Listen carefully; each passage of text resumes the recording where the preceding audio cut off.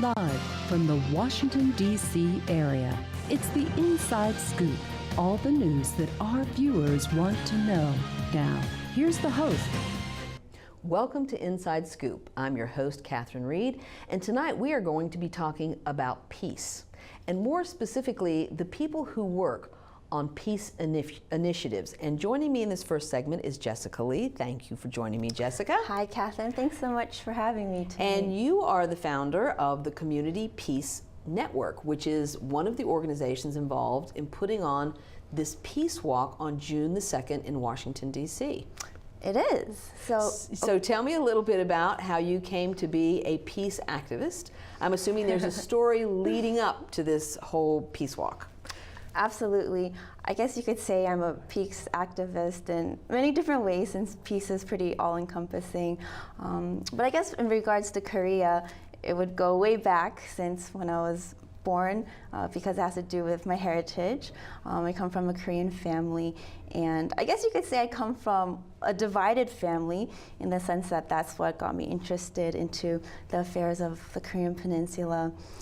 My grandfather, he was the one who, his family was from what is now North Korea, and so with all the Civil War mushrooming, that's what caused in the chaos for most of his family to flee to the south. But in that chaos, his older brother, he was the brother that wasn't able to make it down to the south in time. And so in 1950, at the onset of the war, that was the last time that my grandfather got to see his older brother, the one that he was closest to and the one that he grew up with. And so the way I grew up was always hearing about this, not so much about the political side of the war, but really from a personal aspect of hearing from my grandfather stories about his brother, and just seeing in my grandfather's life that grief, and just knowing that his brother could be still in North Korea. Still alive. Still alive. But there's no way to know. And I remember as a child, you don't know much when you're a kid, but you hear about your grandfather and you're like, oh, cool, he has a brother too. I have siblings, but you realize that, sometimes I guess maybe I wish I didn't have to see my sister. Yeah, we all sometimes wish that about our sisters. But my grandfather, even I remember as a kid thinking how he has a brother and he can't go see him. And more than that, when families are torn apart like that, there's no closure. So it's not that you can mourn the dead. Yeah. There's this unknown that says, is there somebody over there waiting for me? Is somebody waiting for me to come get them? Is somebody waiting for a letter? Is somebody waiting to be reunited with the rest of the family? Right. That unknown, it does tear families apart, and I think a lot of times we don't focus on that as one of the most terrible byproducts of war. Just everyone's experience, even just maybe like waiting on a ride. Right. And that waiting, that feeling of, are they coming? Are they not? Should I be watching for them? Whereas if you knew that they said, I'd be there in 15 minutes, right? It's a very different kind of feeling that you have in that 15 minutes.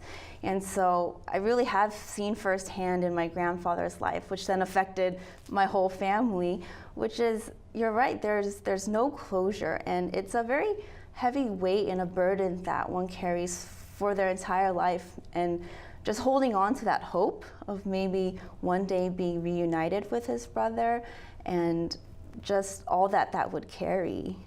So there's a large Korean American population here in the Northern Virginia area, and specifically in Fairfax County, and even more specifically in Fairfax City where I live. There's just a lot of Korean Americans here. And again, I don't know that a lot of Americans, other kinds of Americans, understand the history of how many people came here, or the history of the strife that started in 1950, because the Korean War, or this division between North and South Korea, has been going on longer than I have been alive. It's been going on for 68 years. So that has to impact a lot of families, and I think maybe we don't always look at our neighbors who are Korean American and wonder whether or not they've been caught up in family members that are missing, or families that have been divided, or people who got left behind. But clearly that's an impetus Yeah. for you. I mean, are there a lot of Absolutely. others in the Korean community who are focused on this?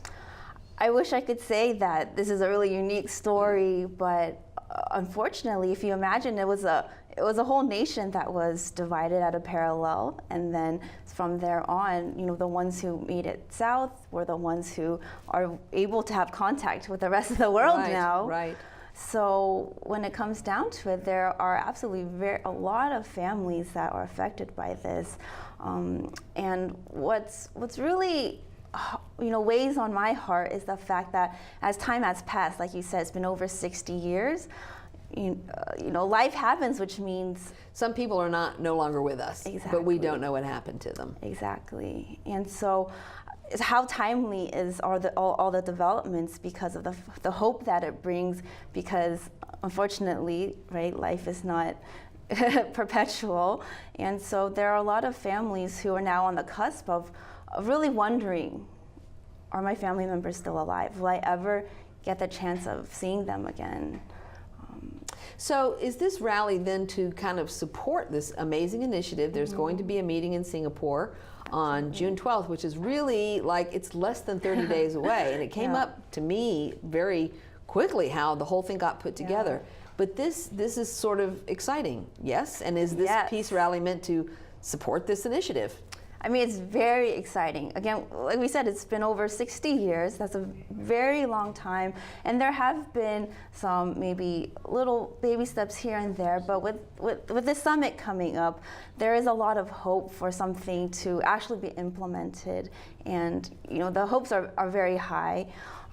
In terms of the walk itself, I think what's really special about this walk is the fact that, like you mentioned, a lot of people might not be aware about the exact ongoings, what's happening on the Korean Peninsula, or even the history of the Korean War, or even what the summit is going to be all about, what's there to talk about. True.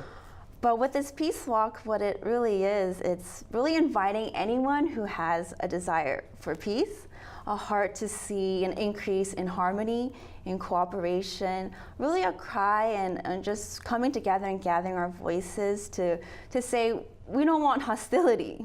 We want to work together, and whatever that looks like, because I know that there are a lot of different views on even the possibility of a complete unification, what that would look like. Which is kind of a big, Renew unification would be a very big, hairy, audacious goal, right? Absolutely. Maybe a smaller one would be opening of the border so that people could more freely pass between North and South Korea. And again, because it helps both of those countries learn where the opportunities are to build better economies and a better quality of life, but also for people to try to find their family members as well. Yeah, so there are just so many factors. There's a lot of steps into going into seeing something actually happen, because there have been talks in the past, not of this nature. So we'll have to see what happens. But in terms of what we're doing now and the timeliness of it all, something that we're really trying to do is to gather the hearts of people to even put on a public display of how much we want this and how much it's worthy to be celebrated, this concept of peace and actually seeing developments and working together and progress.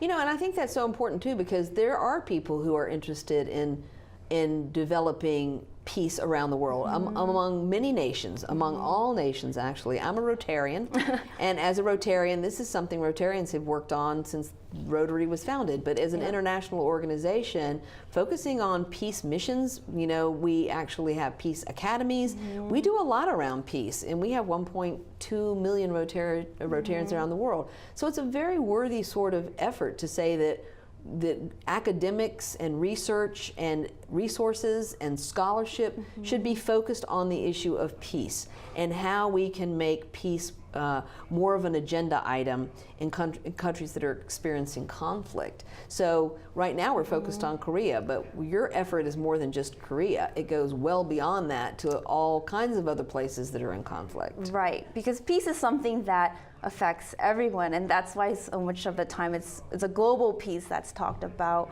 But in the sense of, with the Korean Peninsula, the developments that are happening now, part of the impetus for a peace walk is to really capitalize on the momentum that's happening so that we can shed light on what's going on in Korea, because what a shame it would be if we didn't get to really celebrate how amazing it is that these developments are happening. After all these years, to see just on a global scale, a whole country where kids who are born now, all they have known is a North and a South Korea. That's true. And so for them to be able to see this happening, that talks are happening, that there are many people who desire peace, whatever form of unification can happen, but that even the youth of our time can really see that it's more than just what we see a lot of on the news, which is provocation. A lot of, unfortunately, people are quick to jump into conflicts, right? Exactly. Especially when you have a lot of weapons, and it's what it's like, my weapons are bigger than your weapons, and let's just go to war. There is, when you've got the ability to threaten another country or to engage in conflict, it's too easy. Exactly. I think it's way too easy for countries to choose war over peace. And something that's interesting is even seeing how that's played out on the peninsula in South Korea. Because if you think about it, even the kids there who are born, all they've heard of is the separation, the division and hostility, even if they live there. And so compared to the past generations of those who even knew personally a unified country, this generation who have never known that or are losing their own personal family ties to ever knowing a unified Korea, the different polls in Korea are showing less of a support for unification. There's again a lot of factors to that, but one thing that really shows is the fact that even because of this generation not really even living in a climate where there is talks of peace, developments of peace, what they know is that, is that possible? Do I even care about this? Because a lot of the attention is on, even in Korea, is like, how is this going to affect my life? Right, like just the nitty-gritty kitchen table issues. What does this mean for how we work and how we travel and what we have? And no, I understand that this is an upheaval for people. The status quo is a very difficult thing to move in any direction. Absolutely. Even if it's a bad situation, at least it's a bad situation that right? It's like, I know this terrible situation. So, giving peace a chance sounds like a song to me. I think it is. But the possibility of peace is something that I think this is a wonderful reason to have a walk and to raise the visibility. So when we come back from this break, we're going to be talking with Jessica Lee, founder of the Community Peace Network, about this upcoming peace walk in Washington, D.C. on June the 2nd. So please join us after the break. You know what, guys? There's a lot of tree branches and dry brush over here. We should probably move the bonfire over there.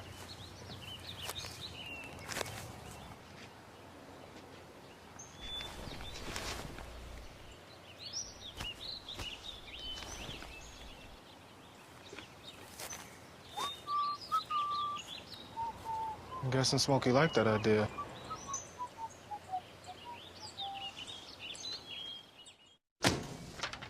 Hey, Hard, what's this? That's my resignation. You're resigning. Why? You've been putting me under a lot of pressure lately. That's why I'm ready to quit. Oh, I forgot. I'll do better. Please don't quit on me. Don't let your heart quit on you. Get your uncontrolled high blood pressure to a healthy range before it's too late. So you can't save money? That's easy as pie. Brown bag your lunch instead of going out. $6 save times 5 days a week times 10 years is $21,000. That's a lot of lettuce. Small changes today, big bucks tomorrow. Feedthepig.org. Did you know kids who play outdoors have healthier lungs? Totally. I did. Did you know that boys that play with dolls make better husbands? My son has lots of dolls. But did you know terry cloth diapers breathe better? I did. It's totally true. Oh, yeah. Did you know that strollers have the right of way on the sidewalk? Yes. Yep, I did. Did you guys Did you know that kids who eat breakfast have higher GPAs? Yeah, I know. Yeah. That's actually what I was going to say. Did you know babies should never touch silver? It's really bad for them. I knew that. Did you guys know that statistically friendly kids have more friends? Mm-hmm. Yeah. That's obvious. Did you know most people think they're using the right car seat for their kid, but they're not?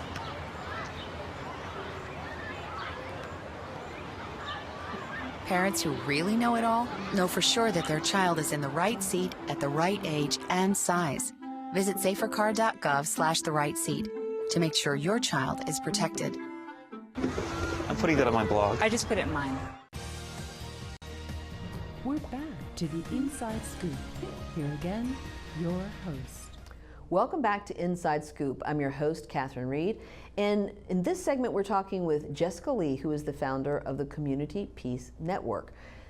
Thank you so much for being here, Jessica. Thank you again, Catherine. So you are from this greater Washington, D.C. metropolitan area, and we talked before about the fact that there's quite a large Asian community here, specifically Korean Americans.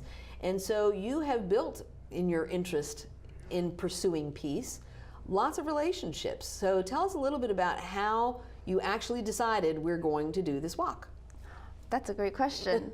I guess it starts with, I could start off by saying I never intended to start something, to start a walk, but it really happened because there are so many people who really love peace and really want to do what it takes just to gather voices and make it heard. And I mean, it comes down to just wanting to make the world a little bit better for future generations. So I guess it started with the fact that that's just always been a passion of mine. Actually, CPN is not my day job. It's actually a completely volunteer organization. And so even within my job, I pursue part of my passion, which is empowering women. Right, me too. I do that too. Way to go, Catherine. I know, right? We're all in this together. Yep. So I mean, in that, what I help to do is in the setting of helping domestic violence survivors. So what you see in that, I mean, because that may seem maybe unrelated to global peace, but even in that setting, I really learn a lot and really even grow my passion for a wider piece, which is the fact that you can see so much maybe like tension, hostility, even in day-to-day life, in our personal interactions within our families, which then extends to your neighborhood, your community. It escalates. It escalates. It escalates. So when we tolerate violence in our families and in our communities, we shouldn't be surprised that hostilities escalate into greater conflicts and wars, because we've normalized violence. At every level, we've just normalized conflict. And you're right, that doesn't have to be normal. We do not have to make that the normal. Exactly. And so what you see is that there are a lot of people on board for that, right? We want to, especially in really acute ways, help someone's life improve for tomorrow. But what we see is like even with people who have these kind of maybe like target interests of what they want to advocate for, what's so amazing about like Community Peace Network and all the partners that we work with is the fact that, together, what brings us together and binds us is that we all want this peace. Right. It's a community goal. And so everybody's put their lot in saying that I'm going to bring my time, talent, and treasure to promoting peace. Exactly. And there's so many organizations who do really amazing work in different specific ways. So when we come together, what we bring is a lot of expertise, even and more networks and ideas, and just, I guess, like when you have a party, right? The more the merrier. Right, and people meet other people, and then the momentum, that's what makes a moment of movement too, is when you discover that you're surrounded by people who are passionate about this, but they haven't really found a group, or they haven't found a friend, or they haven't found somebody who shares their passion. When you bring people together in a room, suddenly you discover it's not just me. Yeah. I'm not all by myself and wanting this to be a priority. But you're right. I mean, being a grassroots activist, sometimes you have to, this is people powered. Exactly. So it's people powered. And the only people who are really going to bring peace to these countries are the people who live there. Exactly, and that's the message that we hope to spread through this peace walk, which is, I mean, I would imagine that most people you ask, do you like peace? They go, yeah, sure, I love peace. They would, yeah. But what are you willing to do, right? And how much of a priority is it in your daily life to seek peace, promote peace, fund peace, build structure around peace initiatives? Again, that's one of the things that I love about Rotary, is because we've built structure around that. Right. We have made it a global priority. And that's something that all Rotarians embrace. But people who aren't in that particular organization are left to find like-minded individuals on their own.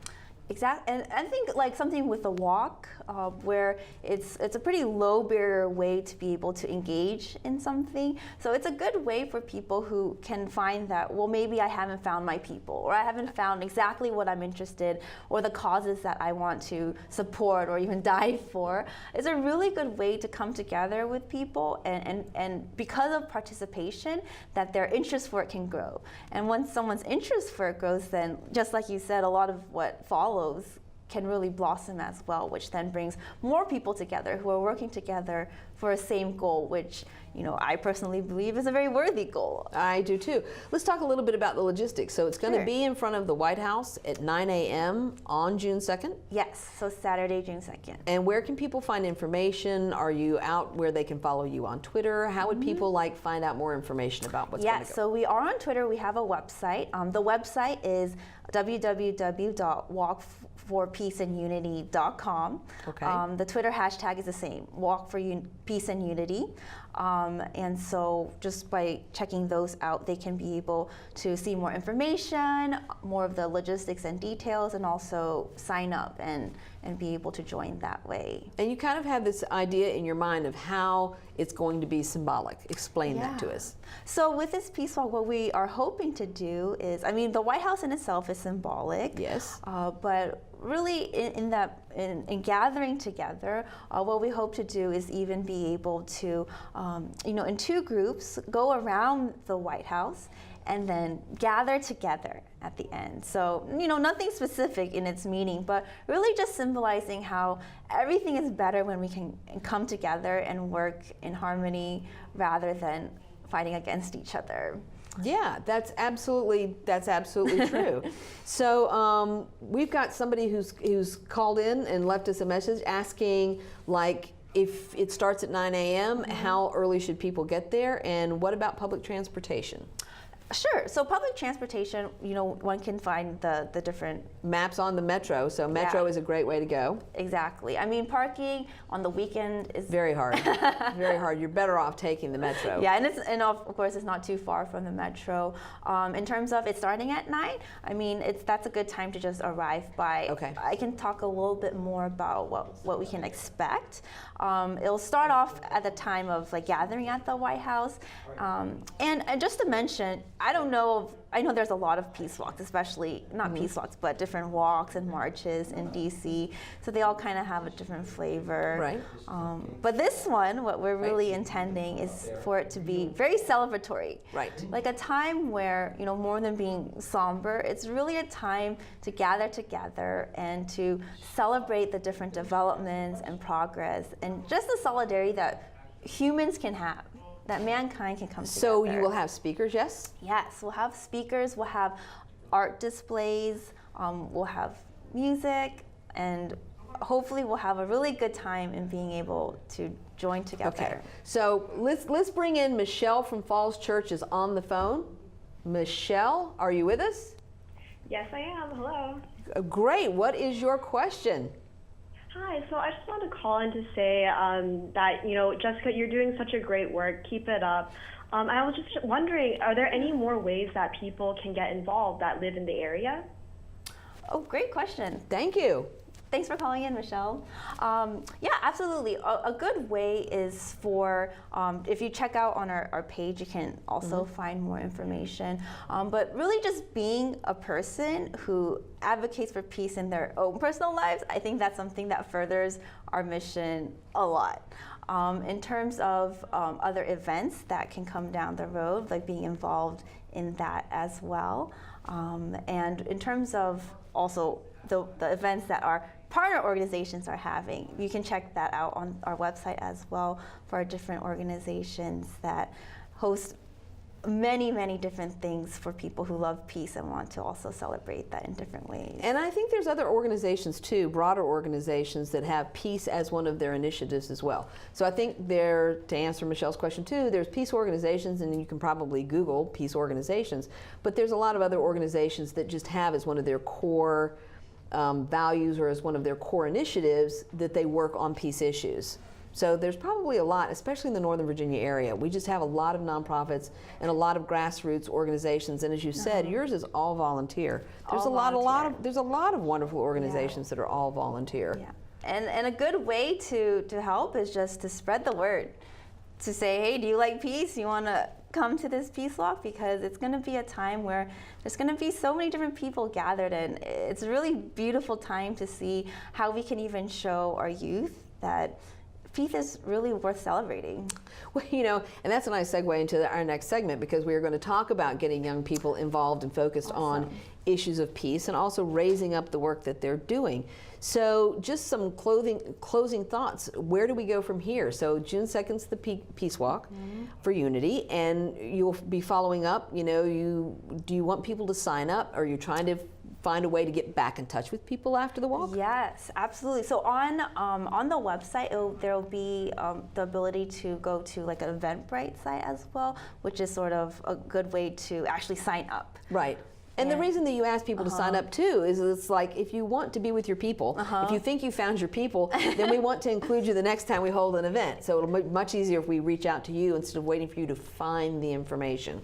Exactly. So thank goodness for technology. I know, I love it. And the way that it brings people together. So we're really hoping that many will come and join us at our Peace Walk and really have a good time. I think that's what we really want, is a time to celebrate all that's going on in the peninsula. There's a lot unknown, right? There is a lot unknown. Now, you're right. We should celebrate this small step because we don't know ultimately, but shouldn't we celebrate the fact that this is even on the table, that it's even happening, that world leaders are willing to sit down and talk about peace as a possibility? Shouldn't we celebrate that? Maybe it will encourage more people to do that. Exactly. So that's our hope, and we hope that just going forward that there will be even more reasons to celebrate peace. Well, I hope you're right, because I think that, you know, by bringing two leaders together, you know, just such a short time ago, they didn't even speak to each other. I mean, it was pretty hostile. Do you think the turning point was the Olympics? I mean, that was kind of a significant thing. I mean, even you see in families, like, sports can bring people together or tear them apart. So I think maybe that was a very large contributing factor. I mean, I can't say for sure. I can't either, but it seemed to me at that point, it's kind of like when they sent a delegation of athletes into Seoul, South Korea, it's kind of like there's something different about this whole situation. So, I mean, I think we have a lot of reason to be optimistic, and I want to applaud your efforts for being optimistic and creating a happy occasion to celebrate, you know, the very idea that world leaders will sit down and talk about how peace should be a priority and a possibility for all of us. So thank you so much for joining me. I really appreciate it, Jessica. Thank you so much for having me, Catherine. So after we get back from this break, we're going to pivot just a little bit. We're going to be talking with Margaret Fisher about the Student Peace Awards here in Fairfax County. Every year, they recognize the efforts of young people like Jessica, who's not a high school student, but she once was. So please, join us after this break when we will be talking more about peace. Art, a universal language and expression. And now, thanks to Empowered Women International, a way for emerging and established immigrant and refugee artists and artisans to find hope to earn a living while enriching the lives of all of us. Empowered Women International, making a better America every day. For more information on Empowered Women International's educational programs or to make a tax-free donation, contact C. Fripp at AOL.com.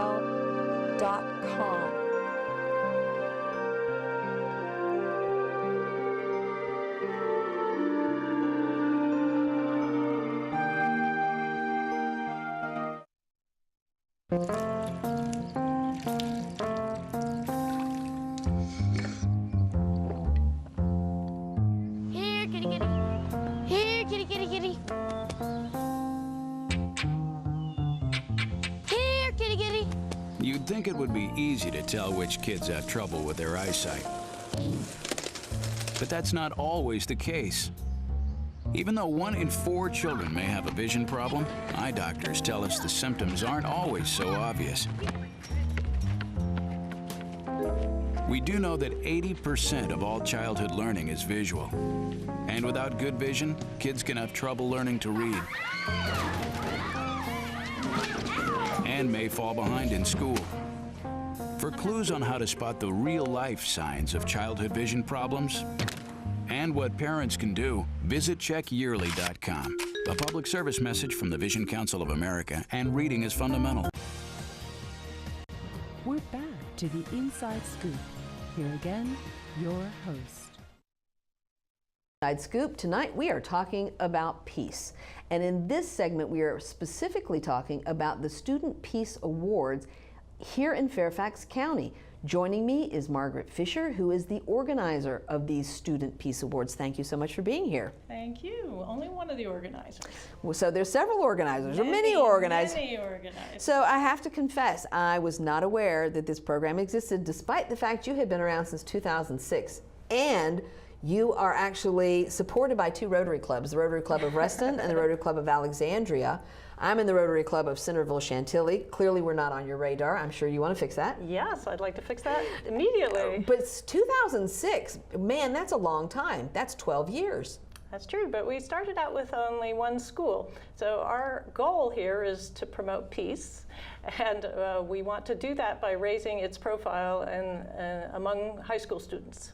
So we are giving awards to high school juniors and seniors who have done something to promote peace or nonviolent conflict resolution.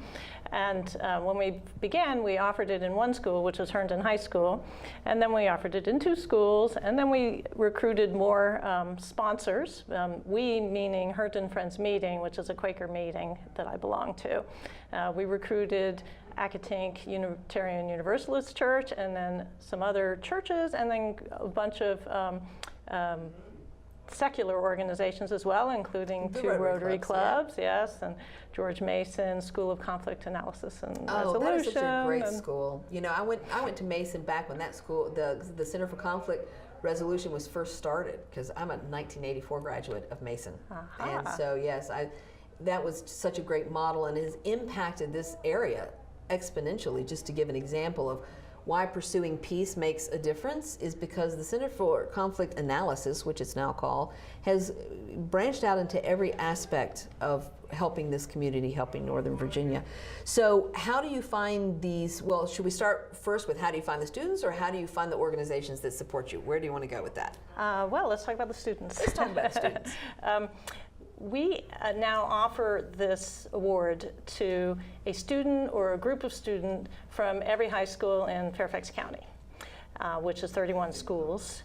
And we allow the schools to choose the students. Okay. So we give them some general guidelines, but they can make their own method for selecting the student, which usually means that the Career Center specialist sends out a memo to the staff asking for nominations, and the students often self-nominate as well. Right. But the school decides.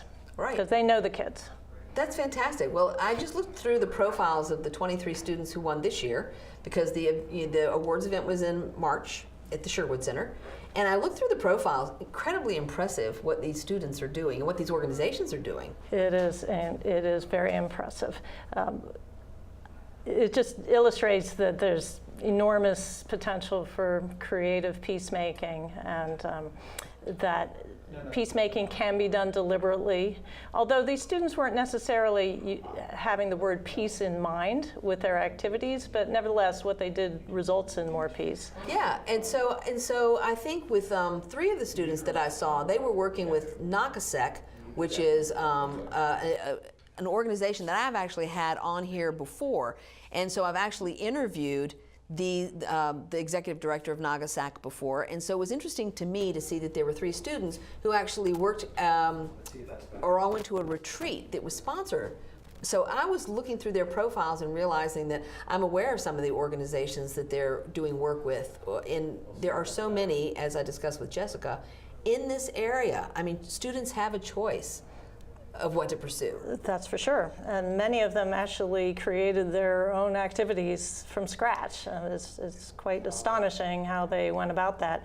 So, for example, the students that you referred to got together on their own in their school at Annandale and started working and lobbying in support of DACA. And that included lobbying their congresspeople and having sit-ins in their senators' offices. And then other students have done things like on their own created international charities to support victims of domestic abuse in other countries, for example, or to help impoverished people or provide clean water. So we have things that have to do with the international piece, but then there are students who have been working very locally, even on a very personal level, to promote peace in their school environment around them.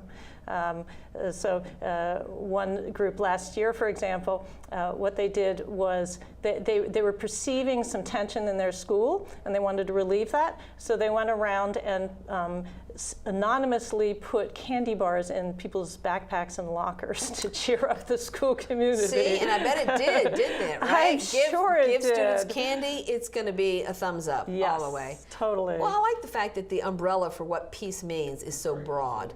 It's not narrow, and it allows students to actually think about what it would mean to support peace in a variety of different avenues. And it sounds, like I said, you know, in the last 12 years that you've been doing this, there are students who've just done astonishing things. Indeed. So tell us a little bit about the organizations that support this effort. Well, first of all, it's very fun.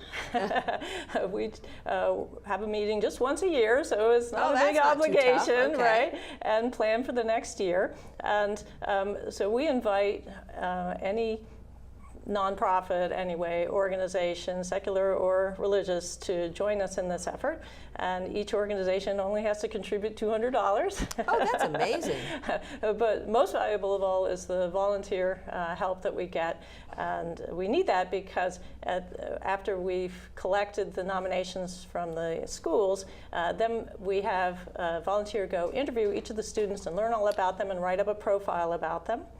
And then in March, we have a big reception for them where we read about them to the audience, for their family and friends, and give them their check. Right. And we have often had prominent guests to help us with that recognition. So, for example, Congressman Connolly was there, and Sharon Boulevard, and Ken Plum, and 3 members of the school board. So it's a very big deal and very moving, very gratifying to their family. And then we have a guest speaker.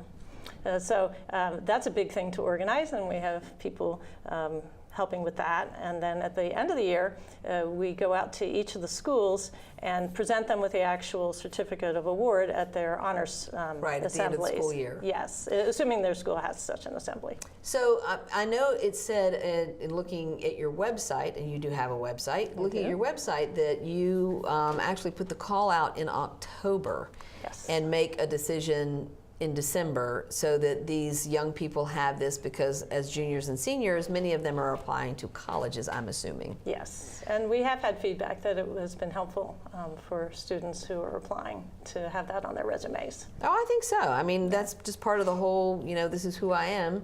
And doing your reception in March is also a good idea too, because it gets so crowded toward May and June when they're actually trying to finish up. Sharon Boulevard, Jerry Connolly, Il Young Moon, Ryan McElveen, Janie Strauss. I know that they were all at this event. Wonderful people. They were wonderful. They are wonderful, and I love the fact that they're supporting this kind of effort that is out of the bounds of academics. And that's one of the things that I find really appealing about this, is that it is not just a matter of achievement. It's about doing good for the sake of doing good. Yes, and none of them really did this with recognition in mind. Right. And in fact, when schools have tried to have kids self-nominate as their only way of getting kids It doesn't work. It doesn't work because they're not self-promoting. That's not why they did this work. Exactly. So you kind of need adults to recognize the efforts, I think, of the kids. Yeah. So you said there's 31 schools. You had 23. We actually had, excuse me to interrupt, 24 because the Saudi Academy, which is a private school. I was going to ask you about that. We also offer it in, and they have had a student every year. And interestingly, actually, a very significant minority of the recipients have been Muslim over the years. That's very interesting. Yes. Very interesting. Yeah. So the 23 just refers to the Fairfax County Public Schools. Mm-hmm. I did see that you offer this out to private schools as well. Yes. And that's very interesting to know that that school always has both a nominee and an awardee every year. Yes. So can the schools just do one nomination per school? One nomination per school. Okay. Sometimes we've been asked to adjudicate, but we don't know the students. They have to choose. Right. And so when your volunteers go out, they're basically going out for the purpose of interviewing the student to write the profile then? Yes. Yeah, so nomination isn't the right word. The students do the selection. Right. And we accept their selection. I think that's fantastic. And this must be very rewarding for the people who go out and do the interviews. It's fantastic. I mean, just meeting the kids. I've known other people who've worked for other organizations that give out scholarships, where they either review the applications or they meet with the students. And to the last one, they're like, it's some of the most rewarding conversations that they have is talking with these young people about what it is they want to do and what their hopes and aspirations are. It's very inspiring. Yeah, it makes you realize that the rest of us can be peacemakers too. So are you going to try to scale this any further? Like you've got your organizations and you've got your students, but there's probably a number of private schools in addition to the public schools who might be eligible. If there are other private schools who would be interested, we'd be very happy to include them. Yeah. But beyond that, we've scaled as far as we can go. It's a big effort already, but what we really are hoping is that people in other school districts will start similar projects. And as a matter of fact, a couple years ago, a group in Frederick, Maryland started a student piece of words of Frederick. How about that? And I have a very good friend who's in Frederick, Maryland. I must ask Val Dale about this because she would be the person who would know. But I love this idea of a replicable model. Yes, we're hoping it will take over the world and we'll have peace spreading.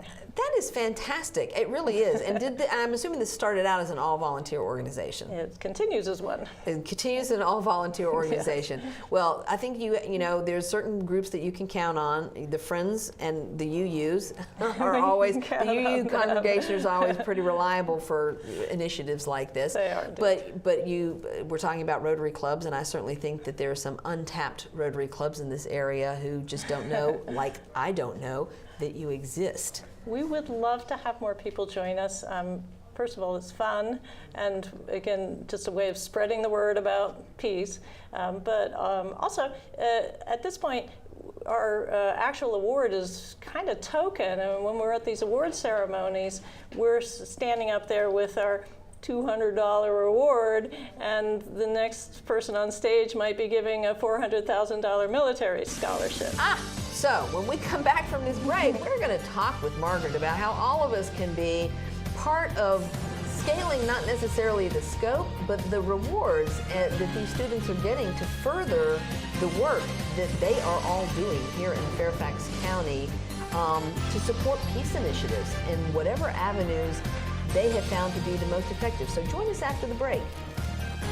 One day these rats were playing in the woods. Wanted some matches and that's no good. Listen to smoke before you give it a try. Only you. Don't play with matches. Don't play with fire. Cause there's nothing very funny about $3,000. Nothing very nice on a homeless mind. So if a gorgeous force is what you desire, don't play with matches. Don't play with fire. Only you can prevent wildfires. Fire. Why don't you just wash your car at home? When I wash my car, everything runs down the street and down into the storm drains. With all the chemicals in the soaps and waxes, the last thing I want to do is poison my own drinking water. At least here, it's all contained and recycled on site. That's why I also take my car in for oil changes instead of doing it myself. I might take a chance on spilling stuff. You know what the best part is? What? More time to kick back and watch the game. How far would you go to protect the planet? I want you to build an ark. Here we go. Okay, that's good. Oh, okay. Ow! Maybe there's another way. People, the flood is imminent. Is it too much to ask for a little precipitation? Go to fightglobalwarming.com to find out what you and your community can do to reduce global warming pollution.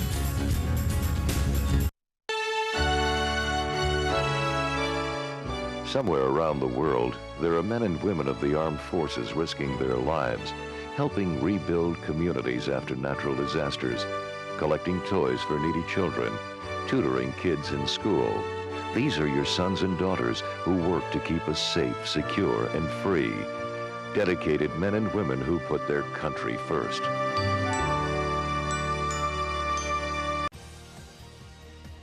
We're back to the Inside Scoop. Here again, your host. Inside Scoop, I'm your host, Catherine Reed. Tonight we are talking about peace. And in this, our final segment, we are talking with Margaret Fisher, who is one of the many organizers of the Student Peace Awards of Fairfax County. And I'm so glad you're here because I didn't know anything about this, and you think I would after 12 years. So tell us a little bit about some of the projects that really have kind of you've found remarkable, and the kids that you found remarkable that are doing these things. I think you can divide their achievements into a few different kind of categories. So for example, there are a number of students who've done things to raise awareness of injustice or violence, often international, not necessarily. So examples of that would be students who work with an Amnesty International club to raise awareness about torture in the world. And then there are other people who are themselves in a minority group of some sort who have been, who courageously stand up and speak out to reduce stigma or to promote understanding of their group. Examples of that might be students who are in the LGBT community, or Muslims who getting together with a Muslim student association to promote understanding, cross-cultural understanding there. And then there are students who've done things to foster communication between groups that historically have been in conflict. So for example, blacks versus whites, or Muslims versus Jews, that kind of thing. Right, historical, you know, and we all kind of get into our groups, and we tend to see people through the lens of the thing we believe is the way it should be seen, you know, but I like to say that life is about perspective, and what you see depends on where you're standing. And this is where empathy becomes something that, you know, these are the soft skills that are not necessarily taught in schools, but I think they should be taught in schools, is that we need to learn to empathize with other people and to try to see the world from their perspective. Yes. So, you know, there are many students who may be very unaware of the injustices in the world, and have maybe learning about it and want to share their knowledge. An example of that, last year, 2 students did a documentary, quite a professional documentary about political oppression in Papua New Guinea. Who knew about that? Yeah, they did it. They interviewed a leader there who had been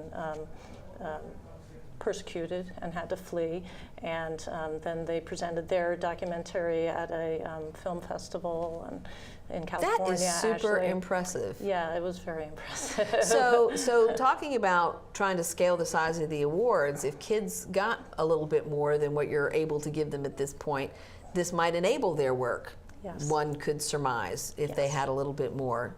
As you said, not everything requires necessarily an investment of cash, but it would seem to me making a documentary is one of those things that might need a little bit more. That is true. And some of their international organizations or local organizations could definitely use some money. Often if the student has been working with any kind of group at their school, they will actually donate some of their money to the school. And we encourage that because our award consists not only of some money for the student, but also some money that they get to designate to a nonprofit. Right. And the nonprofit they designate can be anything that promotes peace, and a lot of the time that would be something like the local school organization that they're working with. And and those organizations then get to have some money, which they wouldn't have any money otherwise. Well, raising money is hard, and I think raising money is hard when you're a young person, and especially if you're doing something as a part of a school organization instead of part of like Amnesty International, where there's different kinds of resources with larger organizations. Yeah. But we have a very international population here in Fairfax County. It's one of the things that we talk about all the time. It's maybe not true elsewhere in Virginia or elsewhere in the greater metropolitan area. But we have a lot of international students, and a lot of them come from countries that are in conflict, and they have lived a different life than people who were born and raised in the county. Do you see that a lot of your awardees come from this very international population? They definitely do. So there are students who have little awareness before this about injustice, and there are students whose whole life has been about trying to overcome difficulties and injustices. So, for example, our recipient from Mountain View fled as a minor to this country to seek asylum by himself. Wow. Yeah, and was granted asylum. And in order to support himself, worked as a day laborer and went on to become a leader of the day laborers, speaking out for understanding of their issues. You know, and this is where like life intersects, because I am with the Rotary Club of Centerville and Chantilly, and Jerry Foltz is in my club, and he and Alice started the Centerville Immigration Forum, and my Rotary Club supports the Centerville Labor Resource Center, and we give scholarships to Mountain View. How about that? Right? So this is just, but this is an example of how the community does need to come together. I don't know this specific young man, but I can tell you that this is something my Rotary Club does, is support young people like this, and in the Centerville Labor Resource Center, which supports day laborers, which I think are very much a misunderstood group. Yes. So I'm thinking to myself, so what could that young man do if he had more resources to go out there and do more? He's phenomenal, yes. Last year, I think it was, there was a student from the, now I'm blanking, but a community in Syria that's been persecuted. He and his family fled here, and then when they were, members of that community were being bombed on some mountain in Syria, he actually helped the U.S. government figure out where to drop humanitarian aid because he knew the geography. Wow, how crazy is that? Yeah. I mean, there's so many ways, and if you really think about it, and this is what I love about your program, is that you're giving people a platform. You're not giving them a platform, they're doing the work.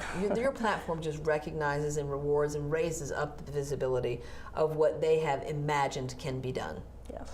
And that is so different from the other experiences that students have, because this is really not achievement based, right? It's not.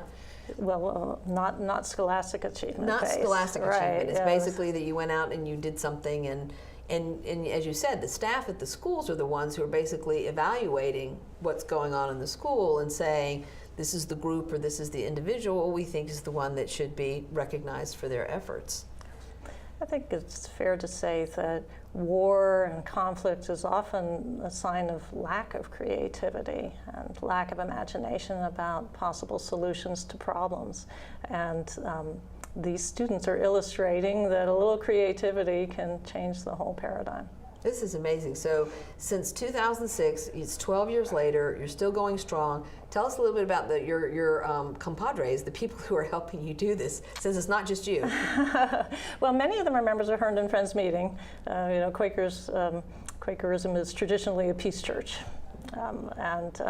Another peace church that has joined us is the Daniels Run Peace Church. Oh, great. Which is a Mennonite it's right down the street condition. from me. Right down, literally down the street from me. But there's a Catholic church, there's a Presbyterian church, United Church of Christ, a lot of faith communities, right? So, each of them sends representatives to help us plan. They're just the most fantastic people, and it's been eye-opening to me because I was raised a Quaker, and I thought of Quakers as having some kind of monopoly on peace, but no, there's other peacemakers in other churches. There sure are. Well, that must be kind of interesting, though, just to have a larger group of people in different faith communities. You must meet some very interesting people and form relationships you wouldn't otherwise have. That's very true. It's been wonderful. I'm so grateful to them. And they all step forward when they're needed. Well, that's fantastic. So now you're into this cycle, so you are done for this year. Yes. And you don't have to do anything until the fall. Not quite. There's still a couple honor ceremonies still to go. At the end of the year, award ceremonies. That's true. Right. Now we're just trying to raise a little money. We had a square dance on a Saturday. And on Friday, this is amazing, the recipient from Herndon High School put on a benefit concert to benefit the Student Peace Awards. She's a pianist. Wow. And she works with a group of high school students who are very accomplished musicians. And what they do as a group, and this is why she received her award, is they put on concerts to benefit people. So they put in concerts in retirement home, and then they do just benefit fundraising concerts. And so they did one for the Student Peace Awards. I mean, that is remarkable to me, that you take a talent that you have and you figure out how to bring joy to people and at the same time raise awareness for this program and at the same time raise money for organizations doing this kind of work. Yeah, it was awesome. And they really do bring joy. Their music was so beautiful. Well, that just is very intriguing. You know, you think of kids who do car washes to raise money for the soccer team, but this is just a whole different way of thinking about how you can do something to benefit this particular program so that you can continue to recognize, reward, and to fund some of these initiatives out there. Yeah, we were blown away when she made that offer. It was really wonderful. So this of course, people, tell us your website address so that people can go and find out more information about how they can get involved, because I know our viewers are like, how can I get involved? Yes, please do. Fairfax.studentpeaceawards.org. I think. There it you is are. .org. I checked it out. Okay, good.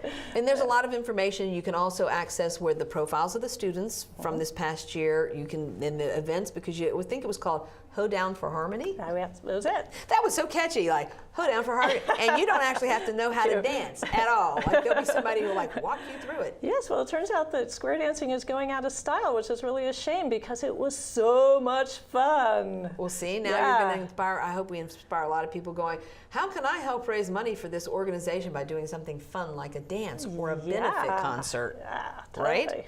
And I think, too, we want to encourage, there's 31 high schools in Fairfax County, but certainly private schools also have the opportunity to raise up the efforts of their students as well. And I'm kind of excited about that there still is room to scale it a little bit here and a little bit there. Yes, there are. There is. And also for more students to participate. I mean, all the schools have participated at one time or another, but not necessarily every year. They don't always have a student or don't always find a student.